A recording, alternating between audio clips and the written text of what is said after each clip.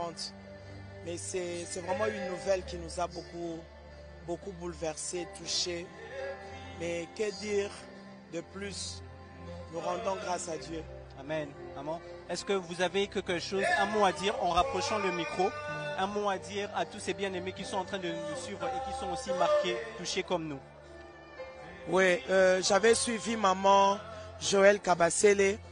Son message était très édifiant.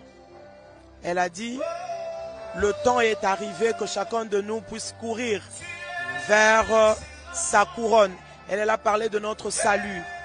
Moi, je parlerai de que chacun de nous puisse courir vers son salut, mais beaucoup plus vers sa couronne, parce que cet événement nous a juste réveillés. Cet événement nous a juste fait comprendre que la mort existe. Amen. Et qu'il y a une éternité à préparer. Nous sommes de pèlerins. Alors, nous devons profiter de chaque minute que le Seigneur nous donne en servant le Seigneur, en accomplissant notre mission sur cette terre, parce que le jour où la mort viendra, elle ne parlera pas peut-être, parce que quand nous voyons cet événement, le départ de Maman Blanche, moi personnellement, je suis quelquefois effrayé, mon frère. Je suis quelquefois dans le tremblement.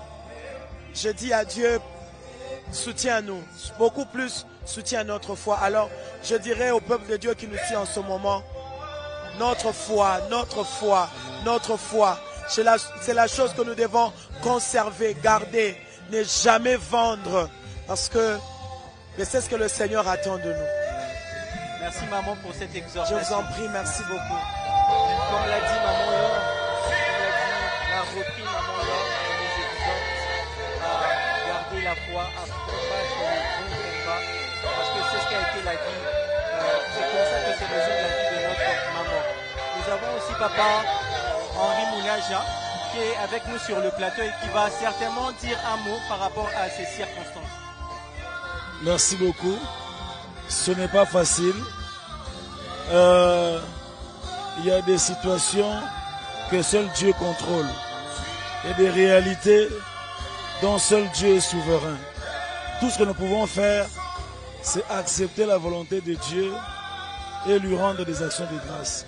La Bible dit, rendez grâce à Dieu en toutes circonstances. Ce sont des occasions comme celle-ci qui rendent ce genre de versets possibles.